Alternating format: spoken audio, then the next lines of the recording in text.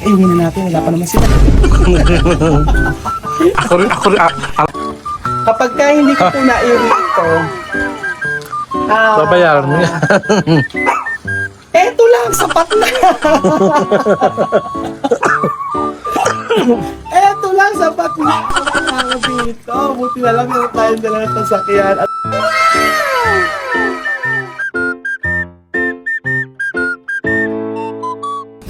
Magandang araw po sa inyo lahat mga amigo.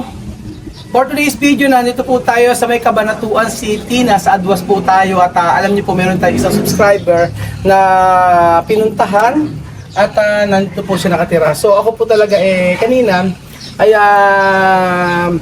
habang kausap ko siya, ramdam ko yung kabaitan niya. Ewan ko, tingin niyo po yung istorya ng buhay nila. Talagang ma-amaze kayo mga amigo. Makaka-relate po kayo. O ako mismo, nakarelate po ako sa istorya ng buhay po ng mga magkakaibigan na ito. So, pasok po tayo mga amigo. Magandang araw po! So, ayaw nila magpa-video. Pasok po tayo. Ayan, ito pakita natin kay Bedyon. Tingnan mo. Tingnan niyo po, ayan yung mga garden, diba? Ang gaganda ng mga bonsai! Grabe yung mga bonsai ni nanay. Ayan, meron pa silang mga lemon, diba? Grabe. Actually, magpapaturo ako mag-wire ng bonsai. Kasi medyo hindi pa ako mahusay. Kasi napakahilig ko po sa bonsai, mga amigo. Wow, gusto ko to. Sarap. Iuwi na natin, wala pa naman sila. Ako rin. Alam gusto ko iuwi din yung sa akin. Gusto ko yung koi. Yung koi ng laki ng koi. Oo. Ako ang iuwi ko isa, dalawa, apat, lima. Ako yung koi. Asan na yung mga iuwi natin? Ito bakit natin mga bonsai nila. Alam mo kasi, sabi nga gano'n, may mga koy din mahil. Alam mo si Bebe, kayang ito kasi yung mga koy, hihingi daw. At magbibigyan daw kasi kami ng aquarium. Mali kayo pang Yung lagi natin sa aquarium na malaki. Sa aquarium.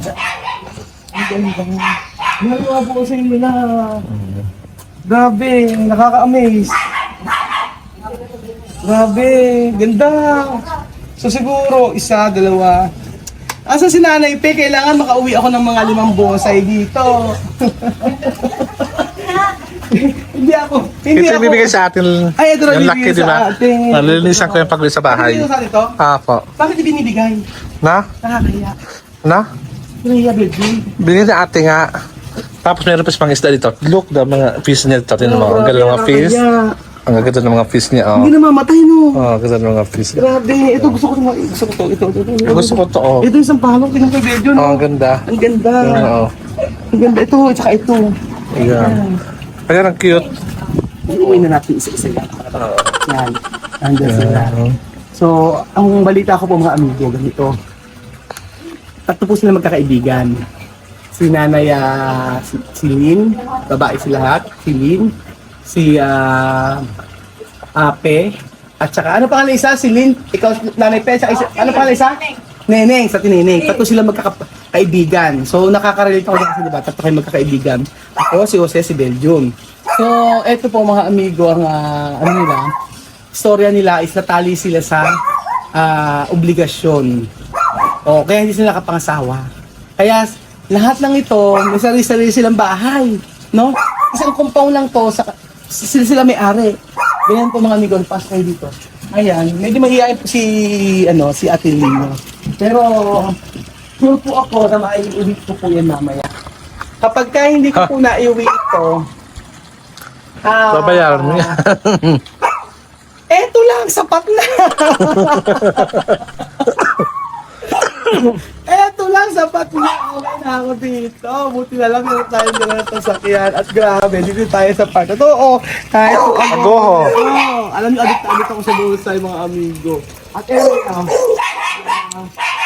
na. Eto, aso ninyo yan. Ayaw magpabigyo ni ano.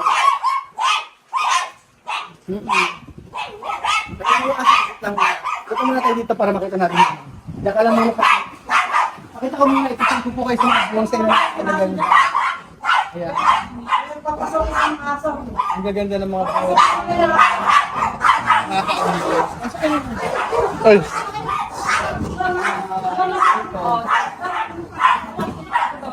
Psalm 27:1, the Lord is my light and my salvation, whom shall I fear? Social The life. Lord, whom shall I fear? The Lord is the stronghold of my life, whom shall I be afraid? O, di ba? Oo, ang Lord ang ating ilaw at ang ating salvation. O, bakit ako matatakot, di ba? Ayun, ganon. Ito meron silang ganyan. May sakbedyo ng ganda ng mga bonsai. Oo nga, pati yung mga coin nila, ang gaganda. Ayan po, pasok po tayo mga amigo. Ito po ang pangalan eh. Ang ganda ng bahay nyo. Oh. Ito bahay ni... Kaya kwarto to? Kene at Nene. Tapos ito kay... CR. Sa taas? Sa taas may dalawa. Dalawang kwarto. Oo, sige. Bodega lang to dati, kaya Inayos nyo. Pero mahilig kayo sa mga art, no? Ayan, oh. Oo. Ayan, tsaka sila po ang nag-aano to mga amigo. Sila ang, si Ate Pe ang nag-aano nito. ito, si Kiling yan. Oh, ayan. Si Ate nila nagdo-drawing nito. Ayan, marami sila mga painting. Tapos, eto, gawa ni kay Ate Pere. Ang ganda ni ano ni Ate Pe, no? Marami pa silang mga ano eh. Ito yung bahay nila. Tapos, ayan po, pinakain kami. Ayaw kasi nila magpakita sa video. Pinakain kami ng buro. Tsaka ito. Ayan, ang sarap. Diba, busig na busig kasi kay Belgium eh. Si Lara ito. Si Lara ang kanilang angel. Angel, ilan taon ka na, Lara? 12 years old po. 12 years old. Tapos saan nag-aaral? Sa Lazaro Francisco po. Lazaro Francisco. Naku, maganda yung story ng bata na to eh. Kaso Lazaro Francisco. oh, Lazaro Yung Francisco. school dyan eh. Oo, dito. Ang ganda ni Lara yun. Gandang bata. Ito eh, paano ka napunta rito, Lara? Pinakot po ako ni mama ng ko po dahil po nagkakaproblema po ako dun po sa lala ko po. Okay. Kaano mo si Atelin? Hindi po kami blood related pero po kasama ko po sa yung simula 3 years old pa po ako na magpunta ko po dito. Kasama ka na Atelin? Tapos yung tatay mo, Namatay na po ng September 14 po, 2024 po. tapos ilan kayo magkapatid? Dalawa lang po kami. Dalawa yung magkapatid. Love na love mo sa Atelin eh, no? Ang dami din po akong pinagbago dahil po sa pagkagabay po sa akin ng mama. Ano nagbago sa'yo? Madami po talaga. Marami nagbago. Sa pagbobonsai pala, dapat pala, sa pagbobonsai, yun ang kasing di ko alam eh. Dapat ba tatlo-tatlo, ganun po ba? Dapat, tatlo-tatlo, 1, 2, 3. Tapos, pagka dadaihin mo na yung tubes niya. Saan ko papadamihin? May susulpos dyan. Ayun. Hindi ko siya ikakat. Parang ganito. Sige. Iyan natin. Kunyari, ganito. Kasi nahirapan ako mag-wire. Parang ganyan, tinan mo, meron na 1, 2, 3. Takat ko to. Oo. Ito kinakat ko. Huwag mong kakatin. Para Bakit? maguha siya. Hayaan mo siya. Paano pag lumago na siya? Ito, kasi ba lumago na? Ito. Oo. Hindi ba ganyan yan? Oo. Kaya ko pa lang siya hindi inaano ngayon kasi gusto kong medyo gumulang. Kasi yung bonsai is a form of art eh, no? Art yan eh. Gumulang ito. Pag gumulang to. Ayan, saka ko siya Saan mo ilalagay ito? Green pa siya. Pag lumaki to, pwede mo... na siya, wire ko na siya. Hanggang sa lumago siya, tapos pwede na siya. Pero sabi nga no, pag-wire daw, Ate Pei, dapat daw hindi basa yung lupa. Para, hindi totoo yun. Basta ganyan. Ang ganda nito, Grabe. May mga pan-show-show kasi, no? Ito yung mga pinan-show-show niya. Ang balak pa lang. Sabi ito daw, meron daw, Ate Lin Ate Pe, double na rin price nito. Pero ang ganda nito, Ang ganda. The best yung mga bonsai nila. Oo. So, ito yung kay Lara daw. Yung nandito yung 30. yung blessing ng tita niya na 1,000. So, bali, etong kay Lara na to, ang sabing ganon, ang sabi daw po mga amigo, yung baon niya is 130, tapos yung pamasahe niya is 80. So, yung 20, pang merienda niya, tapos yung 30 pang lunch niya. Ngayon, ginagawa ni Lara, naglalakad ng lalakad ng school to church. para para makasave ng 20. O di ba? Oo, ganun ka ano si Lara. Ayan ang Ganun ka kanyang piggy bank. galing. Oh, may piggy bank Oh, siya. kanyang blessing comes from Ayan. her tita. Hindi niya ginagastos yan. Ayan ginagastos. So, ito po si Ate Lynn. Oo, tsaka po si Ate, paano to? Si Ate Nene. Ayan, si Ate Nene. At saka si Ate, isa pa, tatlo sila magkakaibigan, si Ate Pe. So si Ate Lynn ay dati nga dati sa distributor siya, may negosyo. Tapos si Ate Pe naman, ano siya? Engineer. Tapos si Ate Neneng, dati sa negosyo. Tama ba? Oh, yun, gano'n. Dati sa kasama sa negosyo. So, tatlo sila magkakaibigan. So, sabi ni Ate Lynn, relate na relate daw siya sa pagkakaibigan namin nila Beljun. Dahil parehas sila. Tapos ganito si Lara. Bali, meron silang inampo na dalawa. Nakagraduate na yun at may mga apo na sila. Ngayon, yung isa nasa may Saudi po, tama? Nasa Saudi, yung isa naman ay nandito nagkatabaho sa government. Sa Selcor pala. O sa Balatuan. So, ngayon, Meron na kami tatlong ako. pero walang ano, not blood relation si Lara sa ano. Walang relasyon. Kumbaga kinuha lang nila si Lara para matulungan sa pag-aaral. Ano po mga amigo. Tapos nakakatuwa po mga amigo kasi yung mga ina po nila before is nakagraduate na ng pag-aaral. Tapos may mga anak na at nakakatuwa, di ba mga amigo, na relate daw kasi sila sa buhay ko na ako daw ay nagkuha ng mga Aprikano tapos nagpa-aral, ganyan. Kaya parang yung buhay ko, kasi nasin ng buhay nila. Ganun po mga amigo. Ayaw na kasi nga sabi na ayaw na magpa-video o ayaw na pakita yung mukha nila kasi baka daw mabash nila. Sabi ko ba't ibabash? Napakaganda ng istorya ng buhay nyo. So etong bahay na to, kaya kukwento ko, etong bahay na yan, ayan, mahilig sila sa mga paintings, mga amigo. Pakita ko sa inyo. Yung bahay na to, kaya pinagawa nila, dati itong bodega. Ayan, tapos pagkayari, mahilig sila sa bonsai. Tapos, ito pong aquarium na to ay binibigay nila kay Beljun. Ito, binibigay nila kay Beljun to. Tapos po, maano sila? Nakakatuwa ang ano nila, ang buhay nila. Kasi, talagang relate na relate daw sila. Ayan, mahilig sila sa dog. Tapos, ayan, mahilig sila sa painting mga amigo. Ayan, inilaw naman nila akong pumunta rito mga kababayan ko. Pero paano bang bubuksan ito? Hindi ko alam buksan. Yun. Ayan, paano bang bubuksan? Ayan, dito. Ayan, mahilig siya mag-painting. Ayan, si Ate Pe ang gumawa nito. And then, ayan.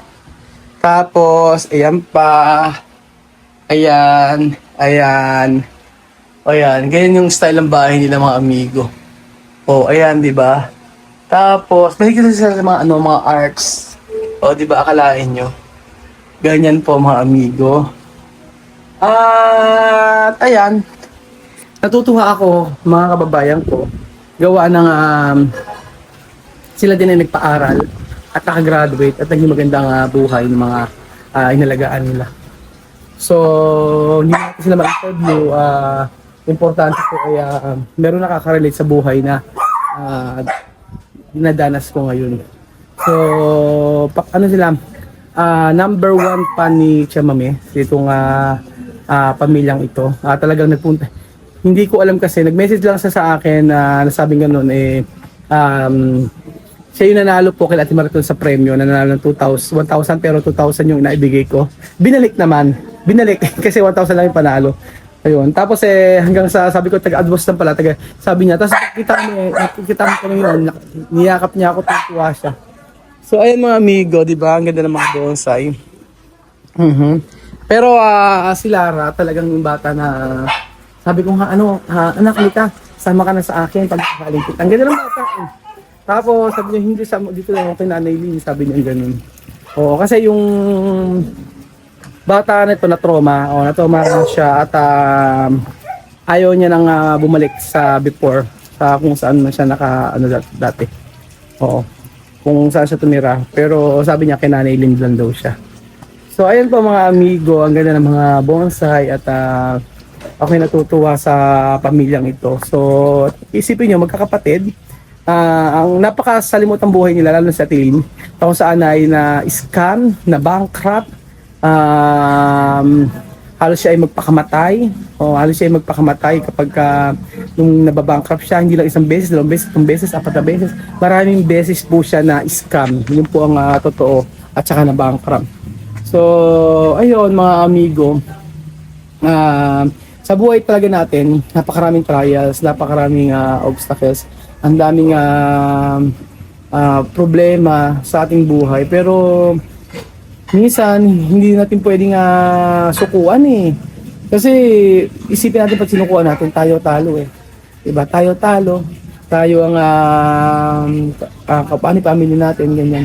So siguro ang pinakamagandang gawin na lang sa like ako sa experience ko ngayon, yung magpatuloy sa buhay. Magpatuloy kasi syempre may mga anak, may mga binubuhay tayo, may mga pinag-aaral tayo. Ganyan mga amigo. So, relate na relate si Nanay Lynn sa pangyayari sa buhay natin. Pero nakakatuwa, isang 3 Maria na nag-ampo ng 2 bata na ngayon ay may pamilya na at ang relasyon nila ay maayos. So, nakatira sila silang 3 Maria ang magkakasama sa bahay na hindi magkaano-ano at ngayon meron silang binubuhay na isang anak na si Lara. O, di ba? So, ampo na si Lara. So, ayun po mga amigo at salamat po at ako. Kung ayaw lang talaga nila magpa-video pero pag narinig yung story ng buhay nila, mai-inspire kayo. Mai-inspire kayo dahil makita nyo kung paano nila itinaguyod yung kanilang mga ampon. So, ayun po mga amigo. Thank you so much po at God bless.